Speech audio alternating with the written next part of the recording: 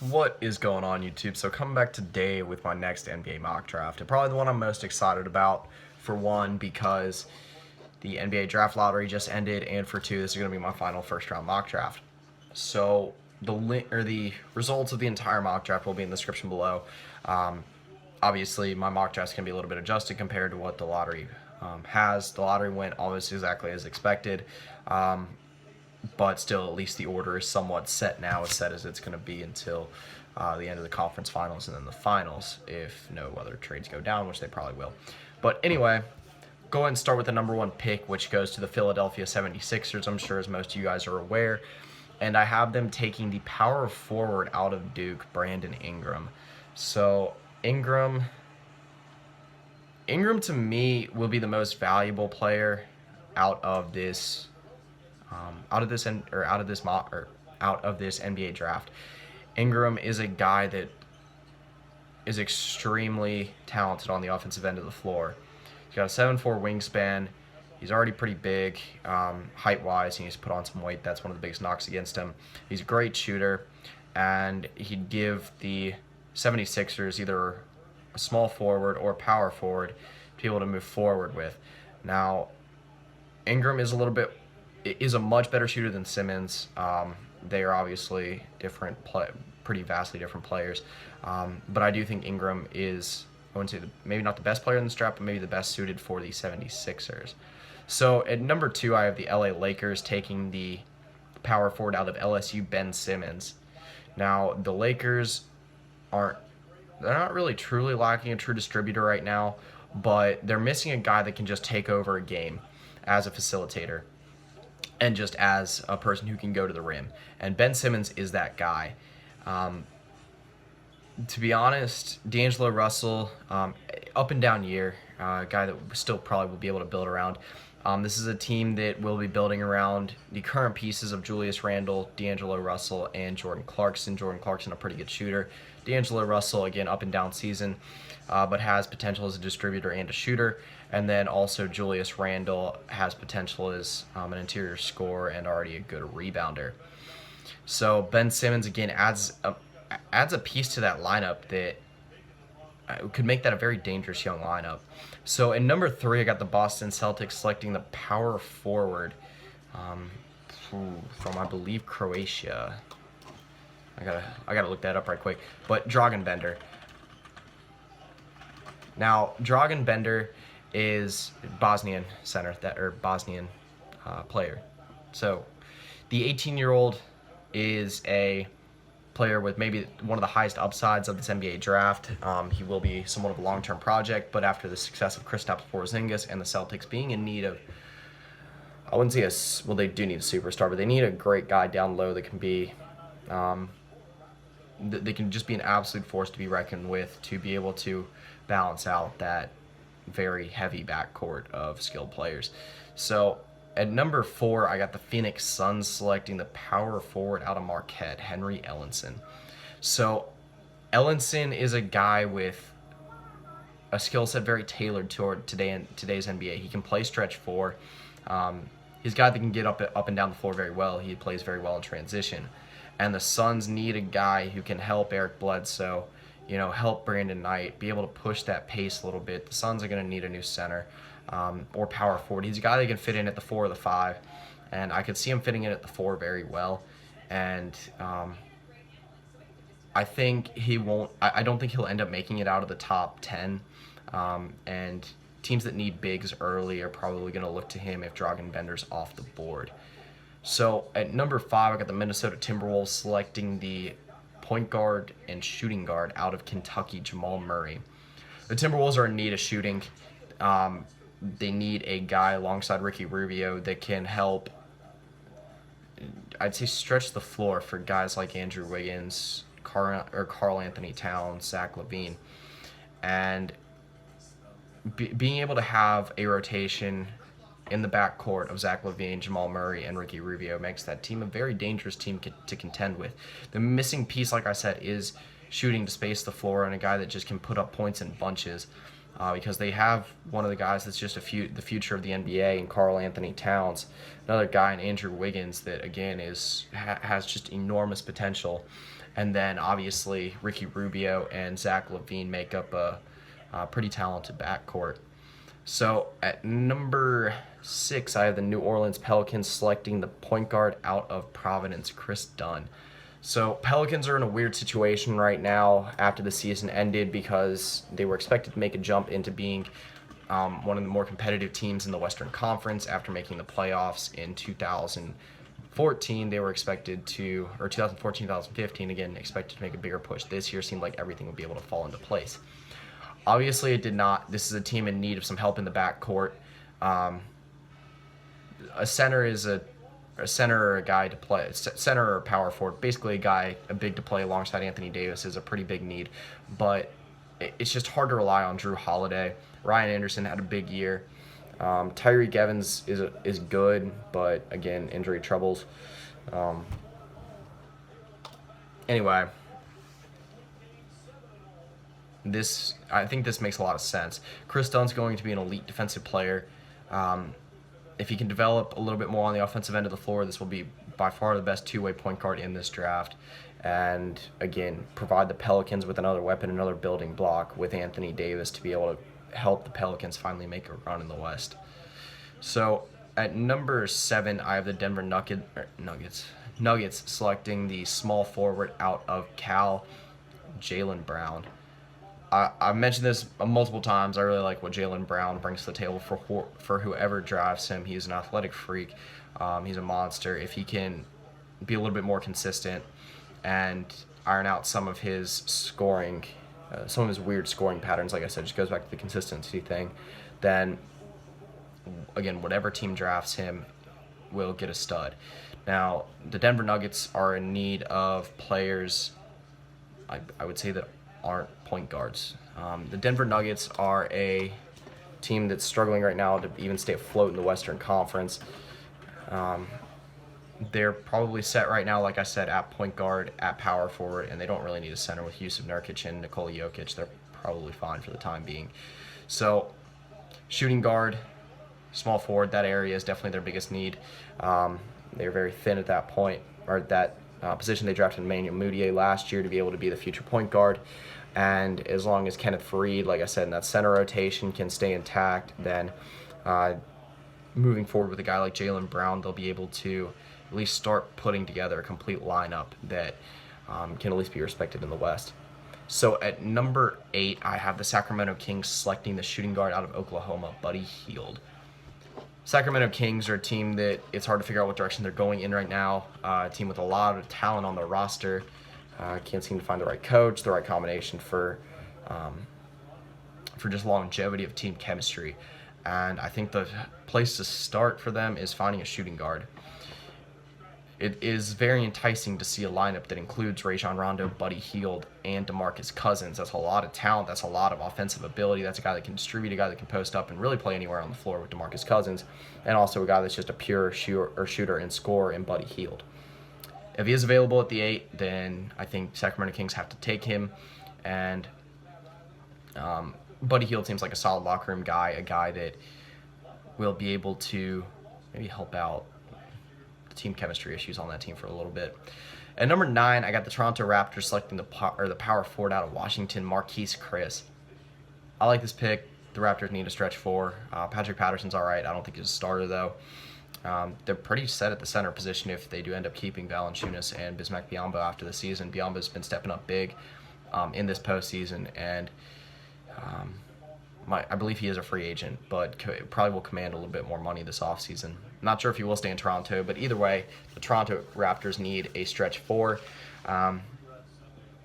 This pick might change if DeMar DeRozan ends up leaving Toronto before that point. He has said that he wants to play in LA.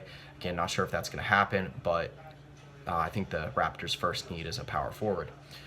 Again, a guy that has the potential to be a good shooter, already a super aggressive, super athletic power forward. Again, a guy that is just kind of electric and will definitely stick out in your starting lineup. So at number 10, I got the Milwaukee Bucks selecting the point guard out of Washington, going back-to-back Washington kids here, and that is Dejounte Murray. So Murray, a guy that kind of burst on the scene about halfway through the season. The Milwaukee Bucks are a team that has a little bit of a need at point guard, shooting guard. They need some help shooting.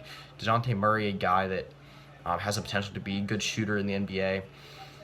Helps out that backcourt. Not sure if Michael Carter-Williams is the long-term answer there, and helps the Bucks add a little bit of size to that lineup. It's a lineup that's already got a decent amount of size with Giannis Antetokounmpo, Greg Monroe, but again, adding a guy like that's 6'5" with the type of ability that Dejounte Murray has, pretty high upside, a little bit of a raw talent, will, I think, make the Milwaukee Bucks' future a lot brighter than it already is, which a disappointing season this past year after making the playoffs, as I believe it was 4 or 5 team, 2014, 2015, maybe help them return to the playoffs again. Number 11, I get the Orlando Magic selecting the center and power forward out of, I believe, Australia. That is Thon Maker. This is an interesting pick because I think Thon Maker will go to whoever is willing to risk in his immense upside. This is a guy that I don't know. To be honest, I don't know if there's a player with more upside in this draft. The guy has the ability to shoot. He's got an unstoppable motor. It's just he's raw as hell. So the Orlando Magic are a team that has gotten steadily better as time's gone along the last few years. They're set in the front court they're set at center right now with Nikola Vucevic, but they need help in that front court. This is a team that's starting Ersan Ilyasova right now, and Ilyasova, I think is actually how you say that. And they need help. They need help up there. The backcourt is actually pretty good.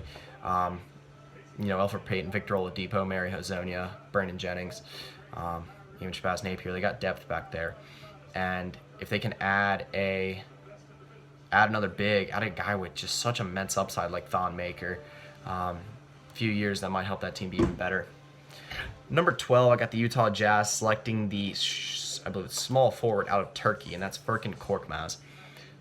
So the Jazz, again, another team that was so close to making the playoffs this year. They're, again, another team that's set in the front court with Derek Favors and Rudy Gobert. Probably even somewhat set at the 3 with Gordon Hayward. But this is a team that needs a little bit of help around that small forward shooting guard area. They really do need a shooting guard. Furkan Korkmaz, a guy who can fit in just as a wing. He can play shooting guard or small forward. He's got the size to do either at 6'7". I believe he is a true shooting guard, but again, can play small forward either way. Adds an extremely versatile player, as an extremely good scorer to a team that I think just needs a little bit of a push offensively, and definitely could be that guy. He's got an immense offensive ability, immense upside as an offensive scorer as well. At number 13, I have the Phoenix Suns selecting the center out of Utah, Jakob Poeltl. If the Suns are able to add 2 guys in the front court like Henry Ellenson and Jakob Poeltl, which are very different bigs, Jakob Poeltl, 7'1", more of an anchor down low. Again, a guy that will be a rim protector, will be a rebounder. Henry Ellenson, like I said, a guy that can stretch the floor, play in transition. That will just solidify the Suns' front court. And front court that has a guy in Alex Len that, like I said, is a rotation center at best in my mind. And then also a guy like Tyson Chandler, who is just getting older. And I believe their starting power forward right now is Mirza Teletovic. So, again, adding depth to a front court that desperately needs it. Number 14, I got the Chicago Bulls taking the shooting guard out of Florida State, and that is Malik Beasley. So, Lord knows where the Chicago Bulls are going to go this offseason in the draft. If Pau Gasol and Joakim Noah leave, which they probably will, and that opens up a need in the front court. Nikola Mirotic will probably be the starting power forward for next year, and then Taj Gibson adds a little bit of depth there. Bobby Portis is a good option there as well, but this is a team that does have a need at shooting guard right now between Jimmy Butler at the 3 and then Derrick Rose at the 1. Again, not sure if Derrick Rose is going to be there after this offseason either. Again, they need some new direction to go in with the backcourt, and letting go of Derrick Rose or Jimmy Butler is going to add a need for scoring. Malik Beasley A very good athlete, a very good player on the offensive end of the floor that can do both those. Again, Malik Beasley probably going to be a lottery pick, and that'd be a good fit there with the Chicago Bulls. So at number 15, I got the Denver Nuggets selecting the shooting guard / small forward. I do not remember where he is from. Let's see if I can find that right quick. France, Timothe Luwawu. So that's right, he's from Con. And I like Luwawu, a player that's kind of similar to Furkan, Korkmaz size-wise. They both have decent offensive skill sets. And I've mentioned this before, the Nuggets in need of just some help in the middle at around the 2 or in the 3 spots. So at number 16, I got the Boston Celtics selecting the power forward out of Michigan State. Yeah, that's right. Power forward out of Michigan State, Deyonta Davis. Again, if the Celtics are able to get their hands on Dragan Bender, which they probably are if they decide to go in that direction, then that does fill the need long term for a power forward or a center, but it doesn't for the short term. This is a team that needs an answer at the power forward, at the center position, almost right now. Kelly Olynyk is probably their best bet for the long term. Jared Sullinger might be a free agent coming this offseason, or they might just be sliding him down the rotation. It doesn't seem like he's the long-term answer there. And then after that, your best depth player is about Amir Johnson. So, again, adding Deyonta Davis, a player that's raw, but with high upside, good defensive ability. Looks like he will be able to develop a post-game, mid-range game. It's a possibility, but like I said, a very good rebounder. A backcourt that's got a lot of good scores. Isaiah Thomas, Avery Bradley, Marcus Smart, if he can develop well, Evan Turner, Jay Crowder, more on the defensive end of the floor than anything. But again, need a guy that can solidify the front court at least a little bit more short term than Dragan Bender. Dragan Bender only being 18 years old. So at number 17, I got the Memphis Grizzlies selecting the shooting guard out of Syracuse, Malachi Richardson. I mentioned this in almost every single mock draft. I've had the Grizzlies selecting a shooting guard. And again, it's still what they need. If Mike Conley leaves, then that obviously opens up more needs. But the Memphis Grizzlies are a team with a vast array of needs right now. And adding a guy like Malachi Richardson that can be a steady force on the offensive end of the floor. Not the most athletic guy in the world, but most of the guys on that team aren't. But a hardworking player, very good fundamentally, and a good shooter. And again, that's what the team needs. They need someone that has the ability to stretch the floor and, again, help out guys like Zach Randolph and Marcus All in the paint a little bit, and maybe have a guy from Mike Conley to get the ball to if he does stay at Memphis. So at number 18, I got the Detroit Pistons selecting the power forward / center out of Kentucky, Skal Labissiere.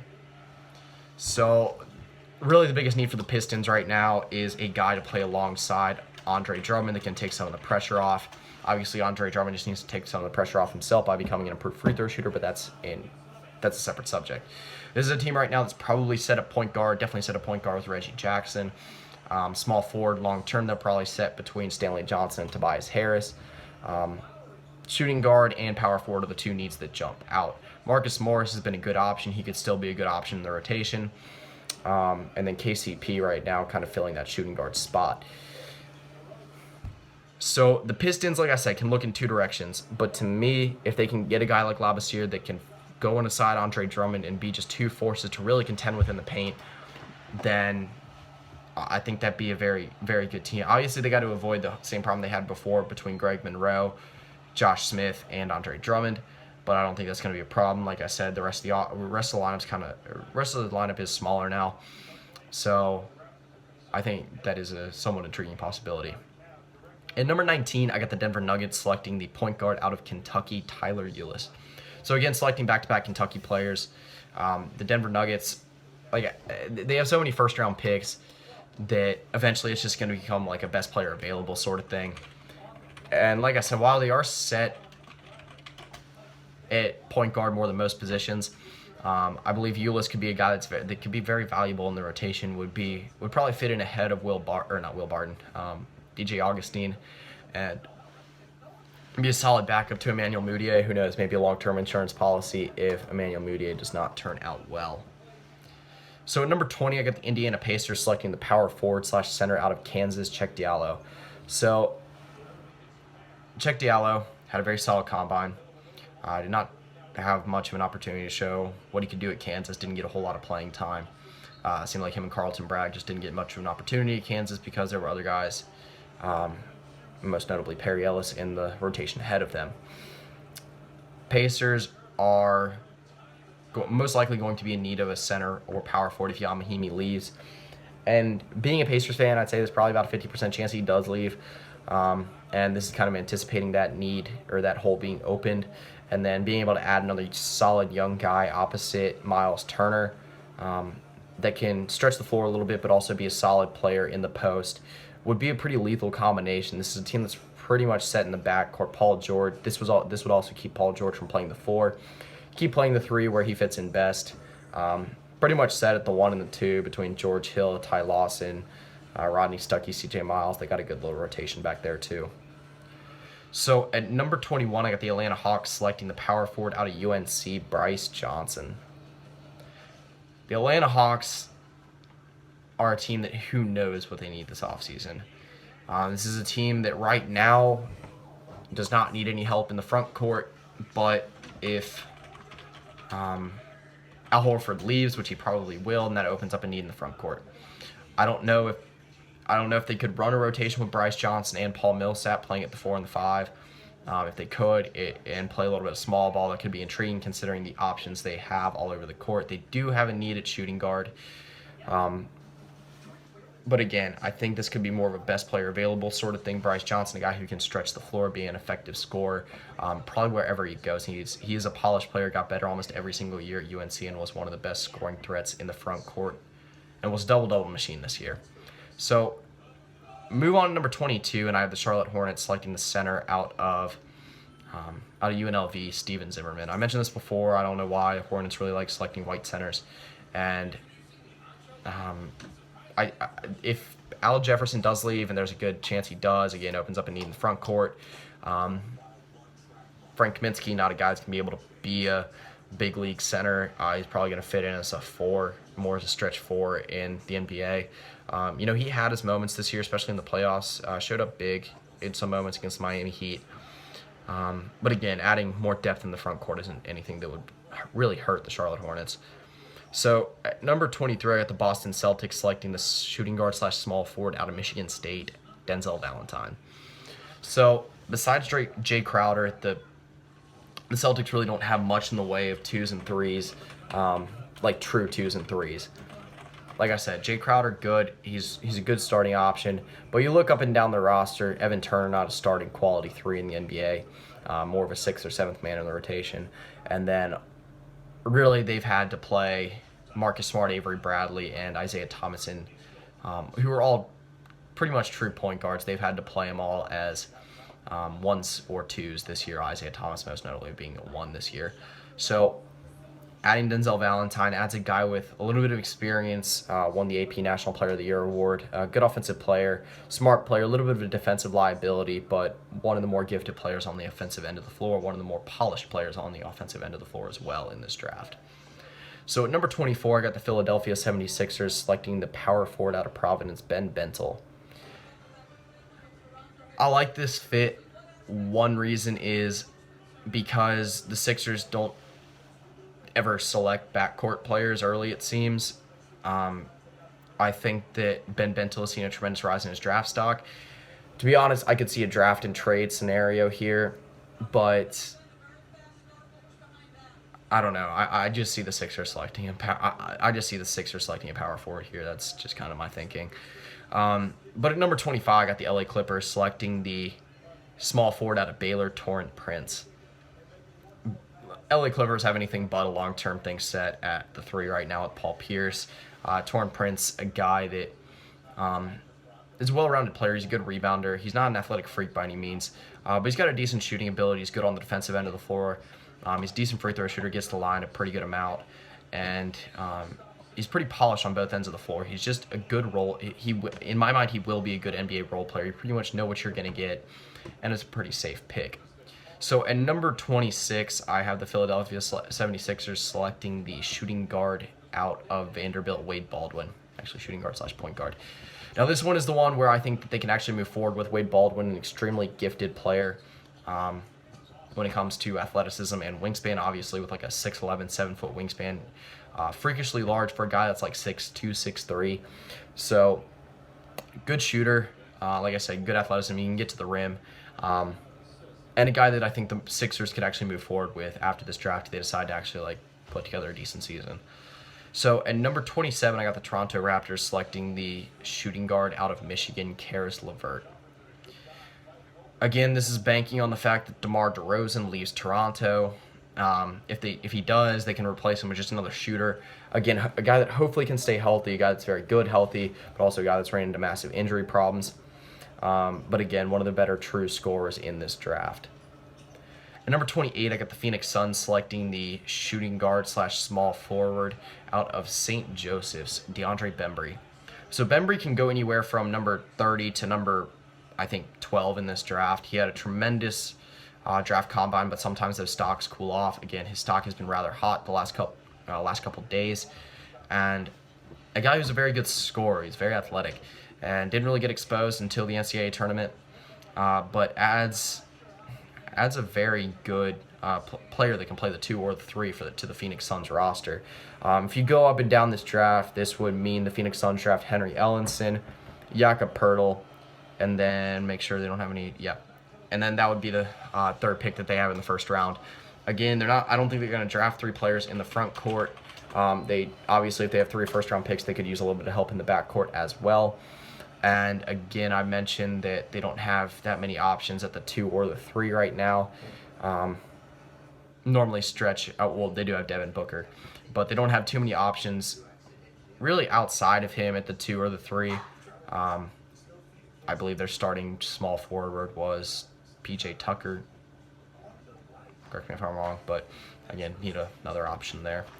So at number 29, I got the San Antonio Spurs selecting the center out of, I believe this guy was from Bosnia as well, but it's Ivica Zubac. Croatian, that's right. He's from Croatia. So Zubac, a guy that's got tremendous upside. Again, has to stay healthy. That's the big key for him. I did a scouting report on him 2 days ago, something like that. And he's got the ability to be a very good post player and also a good rim protector. I don't think he's going to make it out of the first round.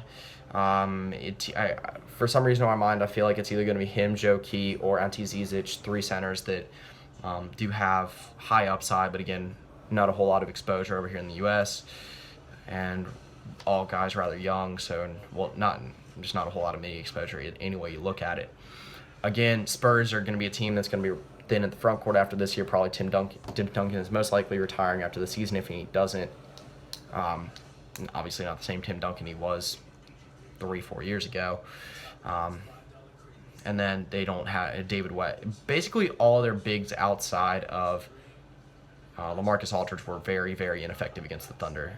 And I think if they can add a young guy that can be kind of the future next to LaMarcus Aldridge, then it'd be very useful for their lineup. Again, Ivica Zubac, a team player, a guy that, from what I've seen, good work ethic, good in the locker room, so should be able to fit in well with the Spurs. So number 30, I got the Golden State Warriors selecting the small forward / shooting guard out of Clemson, Jaron Blossomgame. So the Warriors, obviously, one of the deepest rosters in basketball, but they will be losing, or they most likely will be losing Harrison Barnes in this offseason. He will be commanding a lot more money than he is right now. And it would be able to add a guy that's a very good shooter, plays very well in transition. Really, one of the biggest knocks against him is injury, to a lineup that obviously plays as fast as anyone. So that pretty much does it for this NBA mock draft. Like I said, one that I was looking forward to doing. Should be an interesting next few weeks. Actually, it should be interesting through the next month before the NBA draft comes around. See how players shift through workouts, and then see what trades occur and what needs open up, what needs get filled through free agency. So that pretty much, like I said, that pretty much does it. Let me know what you think of this draft. Who you think should go, or who you think should go in certain places, and then what you guys thought about my draft. So that's pretty much it. See ya.